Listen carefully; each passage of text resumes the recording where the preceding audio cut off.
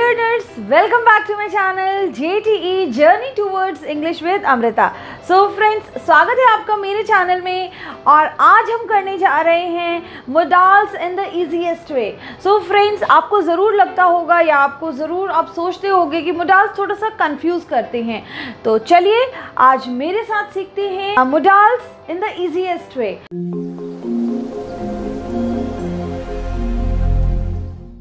Now friends, what are modals? The question comes, what are modals? Modals होते क्या हैं actual में? Modals friends वो वर्ड्स होते हैं जो मूड को एक्सप्रेस करते हैं. जी हाँ, जो मूड को एक्सप्रेस करते हो वो वर्ड्स modals होते हैं. So I'll write over here जो वर्ड्स मूड को एक्सप्रेस करते हैं वो modals होते हैं. और फ्रेंड्स, मूड जो होता है वो कैसे बनता है? वो मन से बनता है या दिल से बनता है. सो जो वर्ड्स हमारे मन की बात बताएं या स्पीकर के मन की बात बताएं उन्हें हम कहते हैं modal वर्ड्स. तो हम उसके कुछ एग्जाम्पल ले लेते हैं. So examples we can take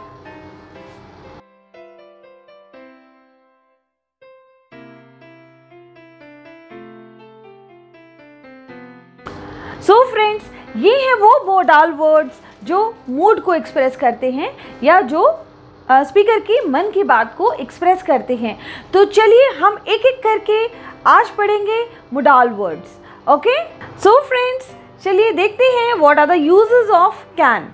can कहाँ कहाँ यूज़ होता है? सो कैन को हम यूज़ कर सकते हैं to express any capacity, possibility, permission और एबिलिटी. सो ऐसे वर्ड्स के लिए हम कैसे बोलेंगे, एग्जाम्पल्स के साथ समझते हैं. In first sentence, can you solve the puzzle? क्या आप पजल सॉल्व कर सकते हो? इस सेंटेंस में जो कैन वर्ड है वो क्या एक्सप्रेस कर रहा है? वो कैपेसिटी बोल रहा है, कैपेसिटी पूछ रहा है. Can you solve this puzzle? क्या आपकी कैपेसिटी है इसको सॉल्व करना? Okay friends, in next sentence it is saying yes I can. हाँ मैं कर सकता हूँ. So what is this? This is the ability of the speaker. हाँ मैं कर सकता हूँ, yes I can.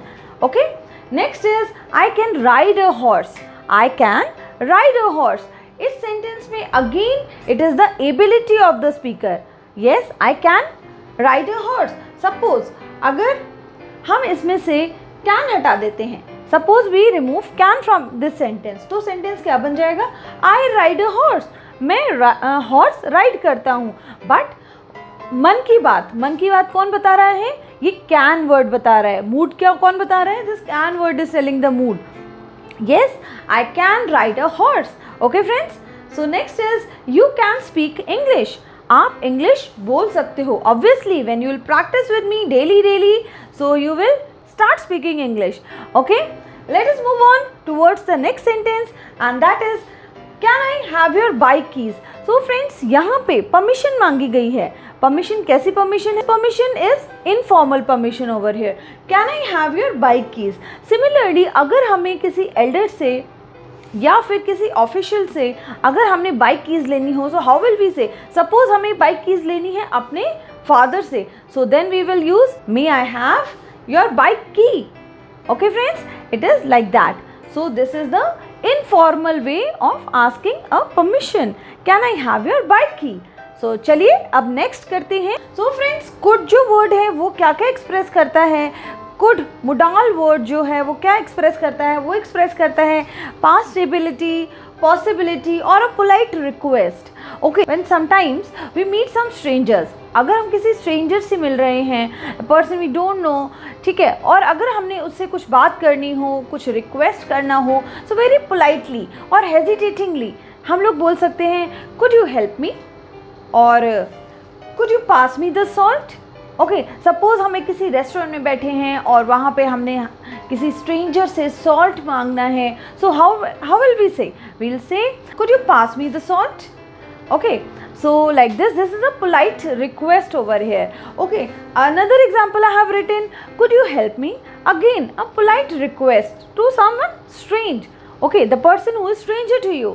Okay, now next example is extreme rain could cause the river to flood the city. Now in this sentence could word is showing the possibility. ज़्यादा rain की वजह से या तेज़ बारिश की वजह से सिटी में फ्लड आने वाला है, आ सकता है. ओके, आ सकता है. So next is when I was young I could run a mile. इस सेंटेंस में जो कुड वर्ड है इज एक्सप्रेसिंग पास्ट एबिलिटी. ये पास्ट एबिलिटी बता रहा है friends. When I was young, जब मैं छोटा था, बचपन में मैं 1 माइल तक भाग सकता था. Okay.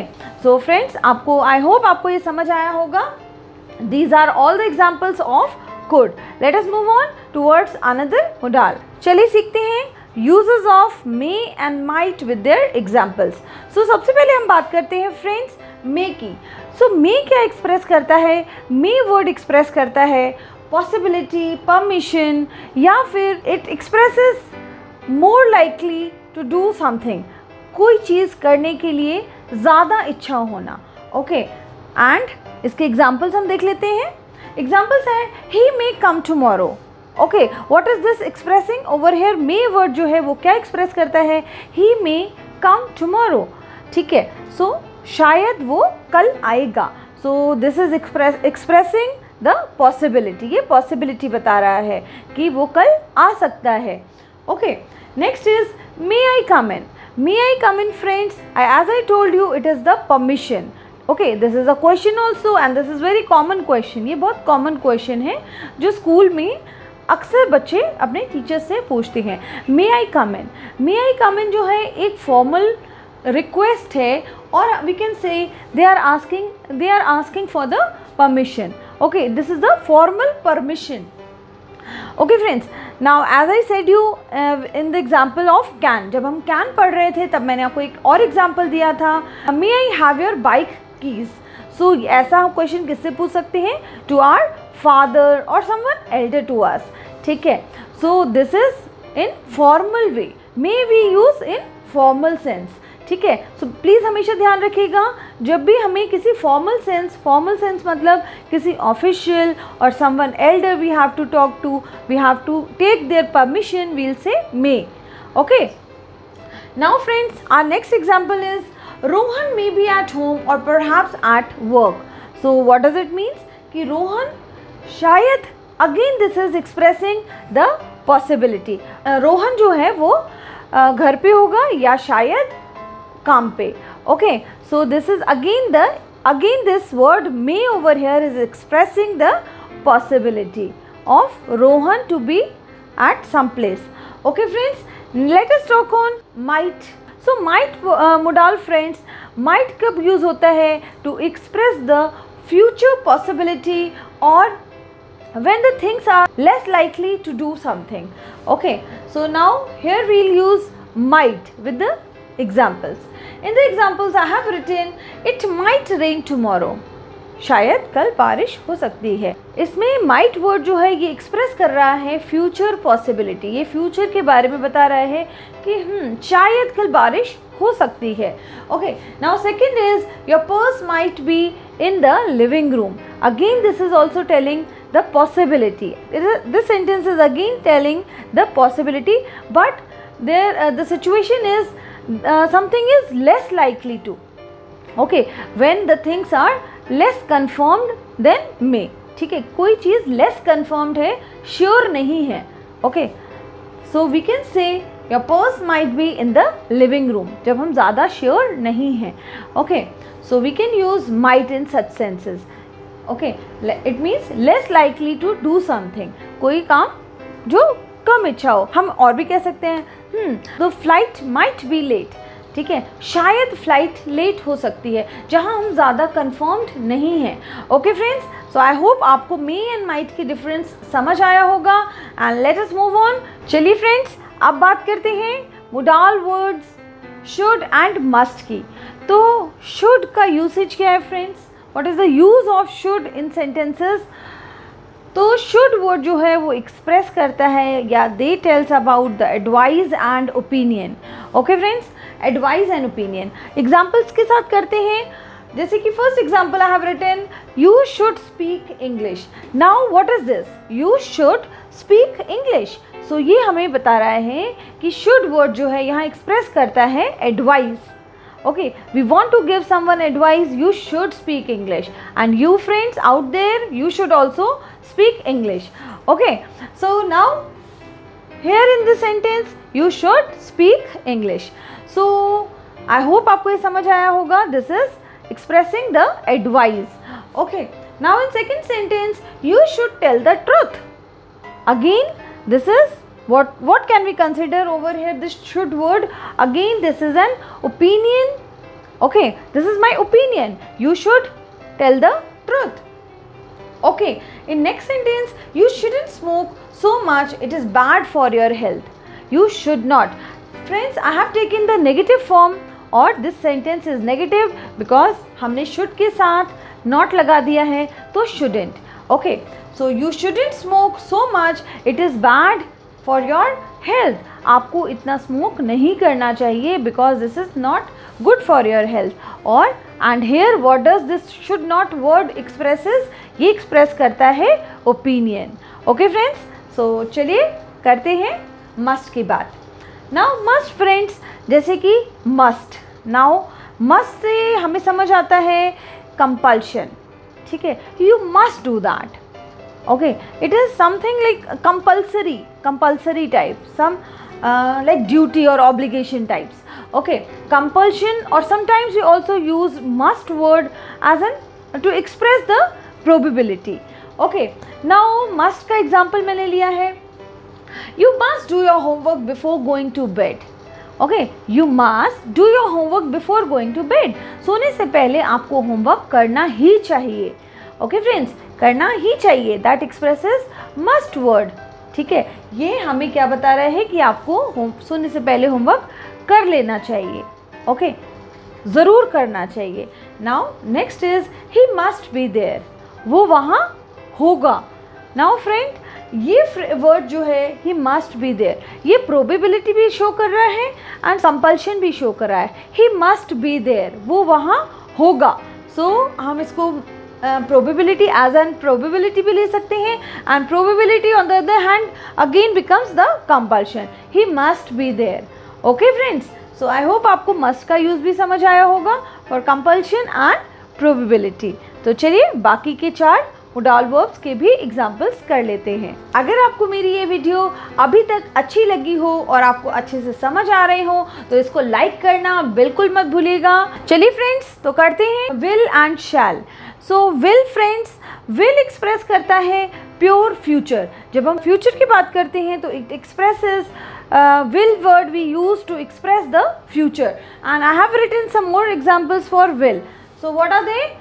Okay, one more thing I have to tell you. एक और चीज़ बतानी है आपको फ्रेंड्स कि will वर्ड जो होता है, earlier it was always use with second and third persons. Okay, singulars and Plurals. But now nowadays we have started using first person also with will. ये क्या express करता है? will word express करता है willingness or any future event. Okay, now we can say, जैसे मैंने बोला I will pay the bill. So will word यहाँ पे क्या express कर रहा है? It is expressing the willingness. Okay, इच्छा show कर रहा है कि I will pay the bill, and it is expressing that we are going to do it, we will pay it in future. I will pay the bill. So it is expressing the future. Okay, I will do it, मैं ये कर लूँगा. So again this is telling us about the willingness.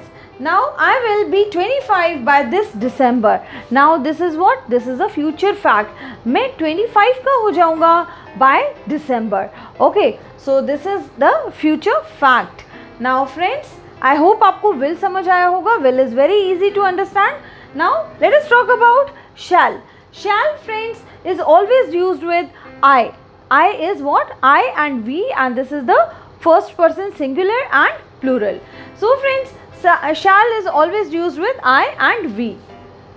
Now shall word is like very polite word and we use it to ask for help. अगर हमें किसी को help देनी हो, so how can we say shall I carry it? Shall I carry it?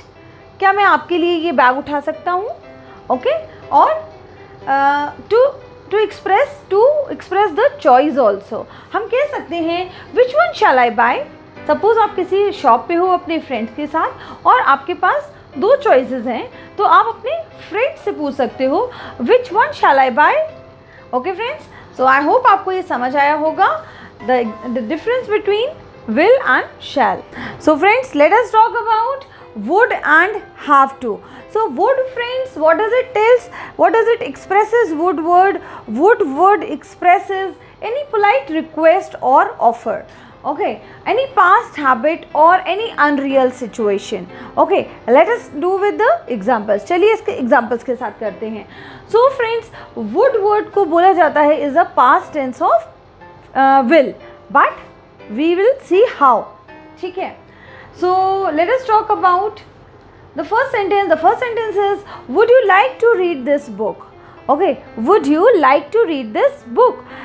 यहाँ पे क्या है friends, this is a polite request. Would you like to read this book. Okay friends, so this sentence is in present tense. Okay, क्या आप ये book पढ़ना पसंद करेंगे.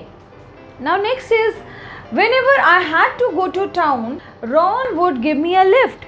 Now in this sentence we are talking about the past.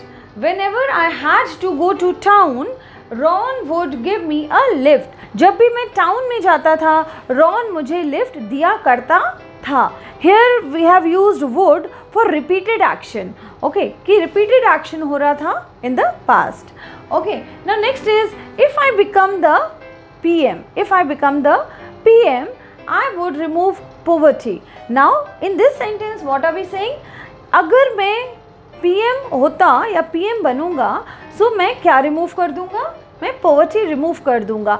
Here this is the unreal situation. अभी वो PM बना नहीं है and वो poverty रिमूव भी नहीं कर सकता. So this is an unreal situation. Friends, I hope आपको would के जो sentences हैं वो समझ आए होंगे. तो चलिए करते हैं have to towards the last modal have to. So friends, have to जो होता है ये कोई auxiliary verb नहीं होता है, but it have word जो है वो क्या main verb का काम कर जाते हैं. Okay, so and they expresses objective obligation. Have to expresses objective obligations, जैसे कि हमारी क्या ड्यूटी है, like that. Okay, let us move on towards the example. In France, you have to drive on the right. Okay, France में कहाँ drive करना पड़ता है, on the right. Okay, so this is the obligation, this is the duty, this is the objective obligation. Okay, in France you have to drive on the right. Okay, ऐसा करना ही पड़ता है. Okay, now next example is school children have to wear uniform. School के बच्चों को uniform पहनना ही पड़ता है. Okay, so this is again the objective obligations. So friends, I hope आपको मेरी ये मोडाल्स की वीडियो अच्छी लगी होगी, और अगर आपको मेरी ये वीडियो अच्छी लगी हो, आपको मोडाल्स अच्छे से समझ आए हो, किसी तरह से मैंने आपकी मोडाल्स को समझने में आपकी हेल्प की हो, तो मेरे वीडियो को लाइक ज़रूर करिएगा. And do not forget to subscribe to my channel. Keep watching. Have a nice day. Bye bye.